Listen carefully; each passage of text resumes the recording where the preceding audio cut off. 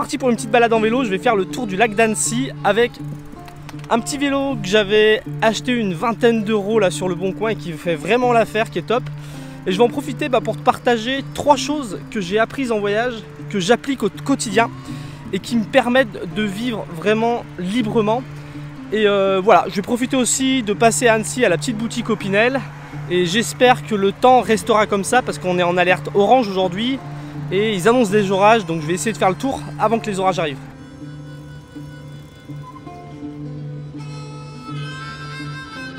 Alors tu sais, si j'ai essayé de motiver des gens à tout quitter et partir voyager pendant des années, c'est parce que je sais que le voyage c'est quelque chose de très bénéfique. Tu sais, c'est un peu comme une métaphore de la vie, comme un condensé de la vie.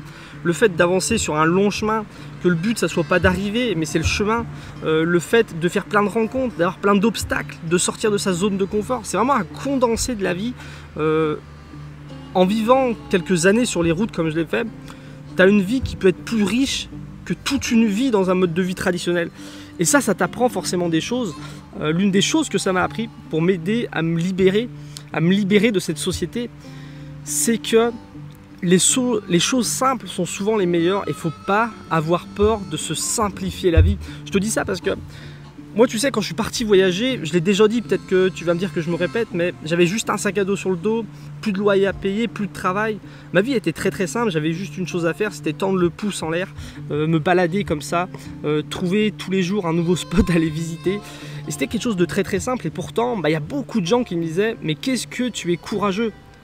Qu'est-ce que tu es courageux !» Et moi, je leur disais « Mais non, pour faire le premier pas, peut-être que tu as besoin de courage, mais ensuite la vie est beaucoup plus simple. Ma vie pendant des années, elle était beaucoup plus simple que celle des gens qui se lèvent tous les jours à la même heure pour aller faire le même travail, avec cette angoisse que voilà, il faut payer la voiture, il faut payer la maison, il faut remplir le frigo, à la moindre crise, on l'a vu, tout peut s'effondrer, tu peux tout perdre. Donc ma vie à moi était plus simple et c'est la société en général qui fait peur aux gens. C'est la société en général qui essaye de faire croire aux gens que leur mode de vie est simple, que de se lever tous les jours voilà, pour accéder à un certain confort matériel, c'est ça la simplicité, c'est ça avoir une vie belle. Non, pas du tout. Ça demande peut-être un petit peu de courage de faire le premier pas, mais si toi tu as envie de faire le choix d'un mode de vie alternatif pour simplifier ta vie, surtout n'hésite pas. Et c'est vraiment en fait la simplicité la première étape, et je vais te donner un petit peu après la deuxième étape, mais la simplicité c'est vraiment la base, se simplifier la vie, moins consommer, moins dépendre de l'argent, choisir le travail qu'on veut faire, voilà, toutes ces choses simplifient la vie et crois-moi que ça rend beaucoup plus libre. Dans 2 secondes on devrait voir le lac normalement. 3, 2, 1. Yes. I'm a rolling stone, bound to roam. Et maintenant, on va jusqu'à Annecy.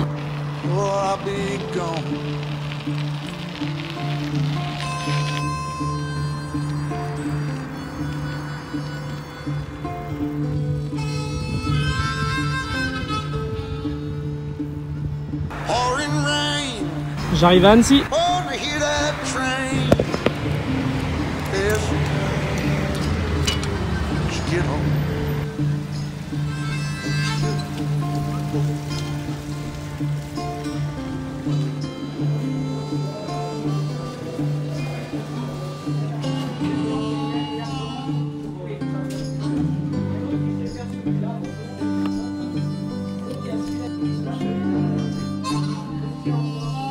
Bon, pour l'instant, niveau orage, ça s'était bien passé, mais Cindy vient de m'envoyer un message. Là où je suis parti ce matin, il commence à y avoir de l'orage, donc j'espère que je vais pouvoir quand même éviter ça. Je voulais m'arrêter à Opinel pour acheter un petit truc en fait, parce que moi je suis quelqu'un de très manuel. Avant de vivre en tant que nomade, je passais ma vie en extérieur, je passais ma vie à jardiner, je passais ma vie dans mon garage à bricoler et tout.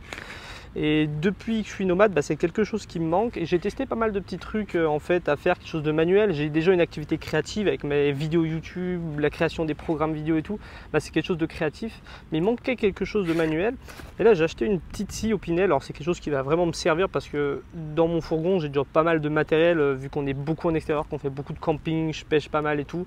Voilà, on a de quoi couper du bois et tout. Et il me manquait une petite scie comme ça. c'est une petite scie Opinel. Et en fait, parce que j'aimerais me mettre à la sculpture sur bois, alors pas vraiment la sculpture artistique, plutôt la sculpture d'objets, on va dire, utiles. Et c'est quelque chose que j'ai envie de tester là, un petit peu en fourgon, voir si ça me permet d'avoir une petite activité manuelle comme ça, de me contenter de ce côté-là. Et puis c'est aussi une compétence en fait de pouvoir travailler le bois que je trouve intéressante pour l'autonomie. Et c'est de ça d'ailleurs je voulais te parler en deuxième conseil. Moi tu sais, depuis toutes ces années de voyage, je me suis aperçu que vraiment un moyen de se libérer de l'emprise qu'a la société sur nous, c'est d'investir dans son autonomie. L'inverse de l'autonomie, c'est la dépendance. Et moi, ma vision de l'autonomie, en fait, c'est de moins dépendre possible de l'argent. Parce que tu sais, aujourd'hui, qu'est-ce que tu as envie de faire?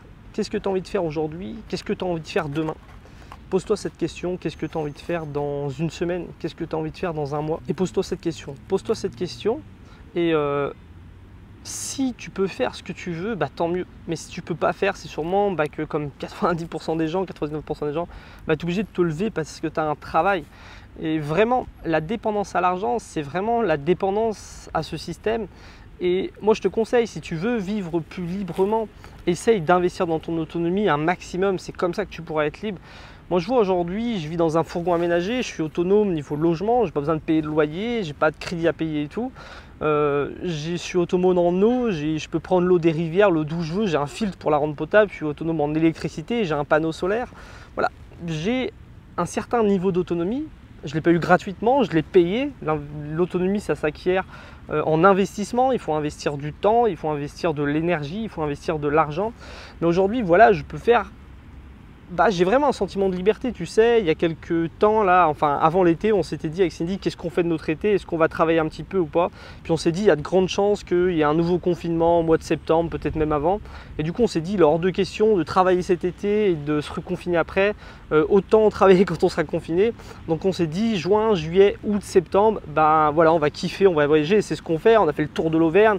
Là, on repart dans le Jura. Après, on va redescendre en Ardèche. Et vraiment, si j'arrive à être libre comme ça, c'est parce que depuis quelques années, j'investis dans mon autonomie. J'étais autonome quand j'ai voyagé en sac à dos. Je suis autonome aujourd'hui que j'ai un fourgon aménagé et je sais que je serai autonome quand j'aurai une maison le plus possible parce que c'est ça qui me permettra de garder mon autonomie.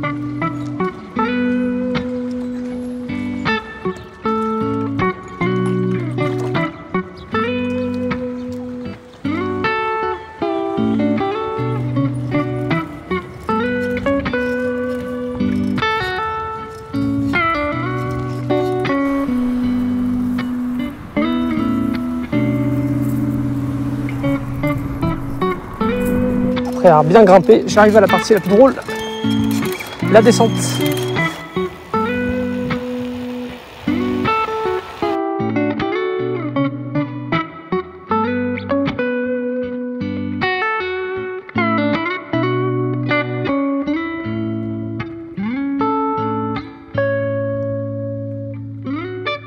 Le dernier conseil que je voulais te partager, c'était par rapport à la désobéissance en fait. Tu sais, dans une société où on a de moins en moins de liberté et on a de plus en plus de devoirs, en tout cas ça peut être un sentiment, il y a beaucoup de gens qui s'intéressent à la désobéissance. Et moi tu sais, il y a une idée que j'ai sur la désobéissance que j'ai depuis longtemps et je pense que je vais en reparler dans les prochaines vidéos parce que c'est quelque chose qui me tient vraiment à cœur.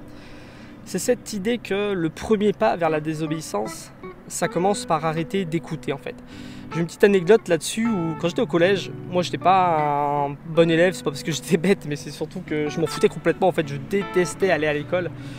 Et il y avait une prof d'anglais qui s'était énervée sur moi et qui m'avait demandé pourquoi je désobéissais. Et je lui avais dit en fait, c'est pas que je désobéis, mais c'est que je vous écoute pas. Et c'est vraiment cette idée-là en fait, le fait que aujourd'hui il y a plein de gens qui peuvent avoir l'impression de désobéir, mais à qui tu désobéis, à qui t'obéis. Parce que si tu continues à regarder constamment, passivement et constamment de l'information, c'est obligé qu'il y ait forcément quelqu'un, un argument, une idée qui viennent influencer en fait tes actes. Et est-ce que tu es pleinement autonome dans tes décisions? C'est pas sûr. Et en plus de ça, dans un monde où aujourd'hui tous les camps sont là en train de se disputer, en train d'argumenter avec énormément de fausses vérités, avec énormément de fake news et compagnie, c'est difficile au début, c'est difficile aujourd'hui d'être pleinement libre et d'obéir à vraiment ce que tu as dans ton cœur et dans ta tête. Et moi, ce que je te conseille de faire, si aujourd'hui tu veux vraiment désobéir, si tu veux te sentir libre dans tes décisions, commence par arrêter d'écouter le brouhaha, Moi, c'est quelque chose que j'ai appris aussi en voyageant, quand je me suis vraiment déconnecté de tout, quand je suis parti avec mon sac à dos, plus d'internet, plus de téléphone, plus rien. Ce que je me suis aperçu, c'est que ça allait beaucoup mieux dans ma vie. Je me suis dit, mais combien de temps j'ai pu perdre à m'intéresser à des débats qui ne me concernent pas, à voilà, être influencé par des nouvelles qui, dans tous les cas où je pourrais rien faire de ma vie pour les changer. Et puis voilà, je me suis aperçu aussi que si je continuais à écouter tous les gens qui me disent d'aller à gauche alors que je veux aller à droite, tous les gens qui me disent de ne pas aller là et plutôt de faire ça, en fait ma vie aurait été complètement différente, j'aurais été prisonnier de cette vie-là, alors qu'aujourd'hui le fait d'arrêter d'écouter ce que peuvent penser les gens de moi, mais surtout d'arrêter d'écouter les médias, les débats et tout, je me sens beaucoup plus libre. Et aujourd'hui, quand j'ai besoin de prendre une décision, au lieu d'être passif, de regarder de l'information passivement, je préfère être actif dans le sens où quand j'ai besoin de prendre une décision, je vais aller me renseigner correctement. Je ne vais pas aller écouter ce que disent les uns et ce que disent les autres, parce qu'il y a beaucoup de mensonges chez les uns et les autres. Souvent la vérité va se trouver dans le milieu, chez les personnes modérées, chez les personnes équilibrées et les personnes qui ont fait des recherches. Et c'est comme ça aujourd'hui que j'arrive à prendre mes décisions. Et ça me rappelle une citation là qui me revient, qui disait que il faut prendre les grandes décisions avec son cœur et les petites avec la tête. Donc voilà, écoute-toi, toi, pour aller sur le chemin qui va te mener vers tes rêves, vers tes plus grands projets. Et puis quand tu auras besoin de prendre des décisions, prends-les avec ta tête, prends-les de façon rationnelle, en réfléchissant bien et sans écouter le brouhaha qu'il y a autour de toi. Donc voilà 3 façons de te libérer de ce système, de ce mode de vie dans lequel on vit. La simplicité, l'autonomie et le fait d'arrêter d'écouter. C'est 3 choses que j'applique depuis des années. Je sais d'où je viens, je sais où je vais, je sais où j'en suis aujourd'hui. Je ne suis pas la personne la plus libre sur Terre. Mais en tout cas, je suis assez libre pour avoir ce sentiment de liberté et être heureux.